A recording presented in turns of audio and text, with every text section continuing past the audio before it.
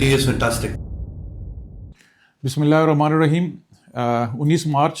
اور آج میں بات کروں گا ایران کانفلکٹ کے اوپر ہی. اس کے اوپر لائیو کمنٹریز چل رہی ہیں, تمام دنیا کا میڈیا اس کے اوپر بات کر رہا ہے, اور ہر لمحہ کی ایک جو ہے ایونٹس جو ہیپننگس ہو رہی ہیں وہ دنیا کو بتائی جا رہی ہے. لیکن میں جو بات کرتا ہوں, بات کروں گا ویلاگز میں, وہ وہی ہے کہ جی وہ کون سی امپورٹنٹ چیزیں ہیں جن کی کوئی امپلیکیشن ہے, کوئی ان کی سگنیفیکنس ہے. تو اس وقت تک جو کچھ ہوا ہے, جو اس میں یہ دیکھیں تو ایران کے اوپر جتنی بمبارڈمنٹ کی گئی ہے اس سے لگتا یہ ہے کہ جی بہت زیادہ ڈسٹرکشن ہوئی ہے, بہت زیادہ سول کیجولیٹیز, بہت زیادہ سول انفراسٹرکچر تباہ برباد کر دیا ہے انہوں نے. اور اس کے علاوہ جو ملٹری مائٹ ہے ایران کی, چاہے وہ IRGC کی آن گراؤنڈ جو اس کی انسٹالیشنز ہیں, یا نیول پاور ہے, یا ایئر پاور ہے, وہ کافی حد تک جو ہے نیوٹرلائز کی ہوئی ہے, کر دی گئی ہے. لیکن اس کا اوپنلی اس طریقے سے میڈیا کے اوپر یہ چیز نہیں آ رہی, بیکاز جس طریقے سے کارپیٹ بامبنگ ہو رہی ہے, جس طریقے سے B-1 بامبرز اور باقی جو وہاں پہ اسٹرائکس کر رہے ہیں, میسائل اسٹرائکس ہو رہی ہیں, تو اس سے اپیرنٹلی جو ہے بہت زیادہ جو ہے تہران کے اندر اور باقی شہروں کے اندر ڈسٹرکشن نظر آ رہی ہے.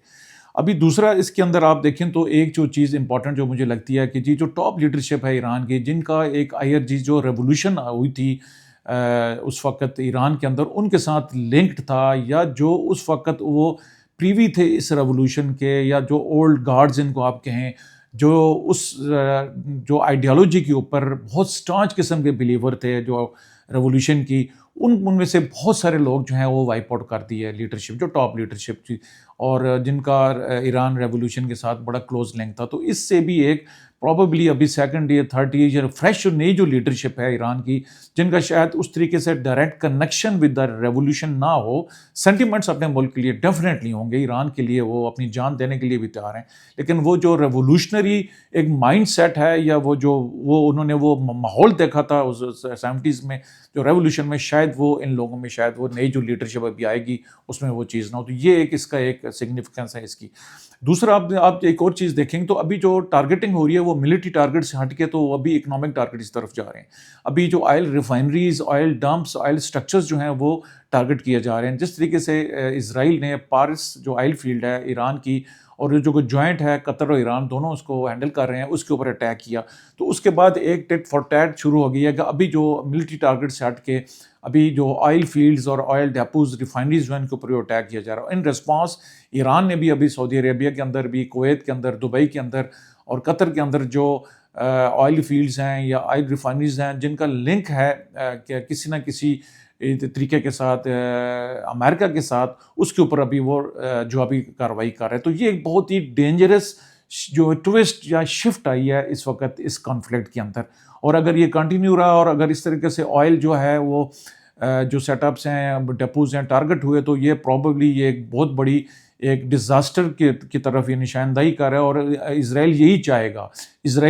چاہے گا اس وقت کہ جی جو آئل ریفائنریز ہیں, جو آئل ڈیپوز ہیں مڈل ایسٹ گلف کنٹریز کے اندر اور ایران کے اندر, یہ ایک دوسرے کو ٹارگٹ کریں, اور اس کا الٹیمیٹ بینیفیشری جو ہوگا وہ اسرائیل ہوگا. اور سب سے زیادہ جو لوزر ہوگا اس کے اندر وہ ہوگا گلف کنٹریز ہوں گے, مسلم کنٹریز ہوں گے, اور آف کورس یورپ ہوگا, جو کہ اس انرجی کے اوپر بہت زیادہ ڈپینڈنٹ ہے. کیونکہ اگر یورپ کو اگر یہ انرجی کرائسس, بیکاز اس وقت اگر آپ دیکھیں تو سب سے زیادہ جو ہیٹ فیل کر رہا ہے اس جنگ کی یا جو انرجی کے, وہ یورپینز فیل کر رہے ہیں. بیکاز رشیا سے تو جو ان کو انرجی وہ تو انہوں نے کنٹینیو کر دی, ابھی وہ سارا ریلائے موسٹلی کر رہے ہیں گلف کنٹریز کے اوپر. تو یہ ایک نیا اس کے اندر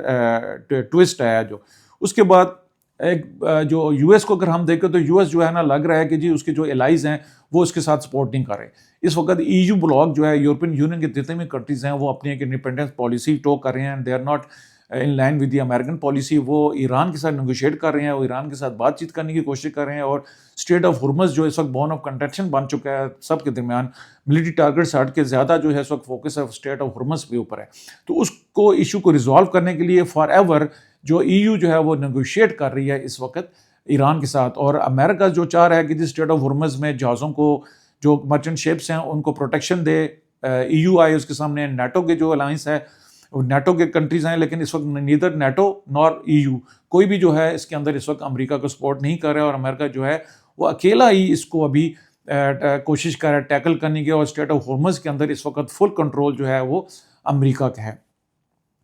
उस वक्त एक और इसके अंदर एक बड़ी डेवलपमेंट देखें तो ईरान के अंदर इस वक्त बहुत बड़ा नेटवर्क है ह्यूमन इंटेलिजेंस का। एजेंट्स जो हैं ऑपरेट कर रहे हैं मोसाद के बहुत ज़्यादा, और उसमें जो कंफर्म उसमें जो बहुत ज़्यादा चीज़ें आ रही हैं इस वक्त वो ये हैं कि जो इंडियन नेटवर्क है रॉ का, जो ऑलरेडी नेटवर्क इंडियन में बनाया हुआ था चाबहार के अंदर, जिस वक्त कलभूषण वहाँ से पकड़ा गया था, जो पाकिस्तान के अंदर कार्रवाई कर रहा था, तो वो जो इंडियन रॉ इंटेलिजेंस नेटवर्क है वो इस वक्त कोलैबोरेट कर रहा है मोसाद के साथ, और जितनी भी इंफॉर्मेशन गैदरिंग हो रही है ऑन ग्राउंड के ऊपर, ज़मीन के ऊपर, जो इंटेलिजेंस नेटवर्क है वो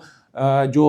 रॉ के नेटवर्क एजेंट्स का नेटवर्क है वो मोसाद उनको यूज़ कर रहे हैं और वो इंटेलिजेंस गैदरिंग वहाँ से कर रहे हैं। तो ये बैक स्टैबिंग की है एक किस्म की इंडिया ने ईरान के साथ, बिकॉज ईरान ने चाबहार इंडिया को दिया था और उसने खुल के एक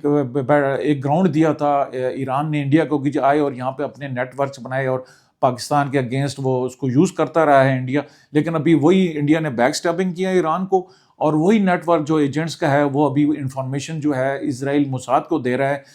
एज पर द डील जो कि इंडिया और इजराइल के दरमियान ऑलरेडी चल रही है। आप देखें तो एक बड़ी प्रिसाइज इंफॉर्मेशन गैदरिंग कर रहा है मोसाद इस वक्त ईरान के अंदर। इमीडिएटली जिस टारगेट को वो एंगेज करते हैं उसकी असेसमेंट, डैमेज असेसमेंट जो है वो इजराइल के पास पहुंच जाती है, बिकॉज नेटवर्किंग जो है इस वक्त उनकी एजेंट्स की जो पेनिट्रेशन है इस वक्त मोसाद की ईरान की ऑर्गेनाइजेशंस के अंदर और ईरान के जो डिफरेंट ऑफिसेज हैं उनके अंदर वो बहुत ज़्यादा एलाबोरेट है, वो बहुत ज़्यादा एक्टिव है, और उनके साथ उनको जो यूज़ किया जा रहा है वो इंडियन वहाँ पे जो नेटवर्क है उसको भी यूज़ किया जा रहा है, और जो CIA की जो साइबर स्पेस है और CIA की जो CIA के जो सैटेलाइट्स हैं, उसके बाद CIA की जो सिग्नल इंटेलिजेंस के लोग हैं वो भी इस वक्त मोसाद को सपोर्ट कर रहे हैं in carrying out the targeting of जो ईरानियन जो ऑफिशियल्स हैं, टॉप जो ऑफिशियल्स हैं। उसके बाद जेरल्ड फोर्ड है, वॉरशिप है अमेरिका की, एयरक्राफ्ट कैरियर है, न्यूक्लियर पावर्ड एयरक्राफ्ट कैरियर है, और बहुत बड़ी एक माइट है, एक पावर मसल वो दिखाते हैं इसके थ्रू। उसको डैमेज किया गया है प्रॉबेबली थ्रू ईरानियन ड्रोन्स और मिसाइल्स, और वो काफ़ी डैमेज हुआ है और इस वक्त वो ऑपरेशनल नहीं है, और उसको अभी वो वापस लेकर गए हैं जो अमेरिकन हैं फॉर इट्स उसको ठीक करने के लिए, उसका जो डैमेज है उसको कंट्रोल करेंगे और उसमें रिफिटमेंट वगैरह उसकी होगी। तो ये एक बहुत बड़ा एक सिंबॉलिक लॉस है अमेरिका के लिए इस जंग के अंदर।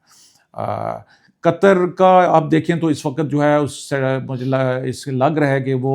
थोड़ा सा फ्रस्ट्रेट हो रहा है, उसके साथ जो GCC कंट्रीज़ भी फ्रस्ट्रेट हो रहे हैं, इसीलिए अभी उन्होंने एक मीटिंग भी बुलाई है जिसके अंदर GCC के जितने भी फॉरेन मिनिस्टर्स हैं और मुस्लिम कंट्रीज़ के फॉरेन मिनिस्टर, और एक स्ट्रॉन्ग रिबटल दिया है अमेरिका ईरान को कि जी ये जो कंट्रीज़ के ऊपर जो गल्फ कंट्रीज़ के ऊपर अटैक करना है इमीडिएटली इसको रोकना चाहिए, और व्हाट आई फील कि रेस्ट्रेंट चलना चाहिए, गल्फ कंट्रीज़ को फ्रस्ट्रेट नहीं होना चाहिए, नेगोशिएट करें ईरान के साथ, बिकॉज ईरान ने क्लैरिटी दे दी है कि अगर उनके ऑयल फील्ड्स और ऑयल रिफाइनरीज के ऊपर अटैक होगा, बिकॉज ईरान के पास लेने को कुछ नहीं, अभी ये कुछ रह गया जो इस वक्त ईरान के पास है, वो हैं इसके oil reserves, oil refineries, oil डेपोस। अगर इसको भी टारगेट किया गया तो डेफिनेटली ईरान विल उसको उसके डबल उसके उस टोन में आके वो अटैक करेगा गल्फ कंट्रीज़ का, जो कि बहुत बड़ा लॉस होना है इनके साथ। तो ये इस वक्त बड़ा एक क्रिटिकल जंक्चर है इस जंग का, बिकॉज इजराइल जो है वो इसको एंजॉय कर रहे हैं, अमेरिका जो है इस वक्त कैच 22 की पोजीशन में है, वो अपने जो एलाइज हैं वो भी उसको छोड़ के चले गए हैं, मिडिल ईस्ट कंट्रीज़ वाले, गल्फ कंट्रीज़ वाले भी इसके ऊपर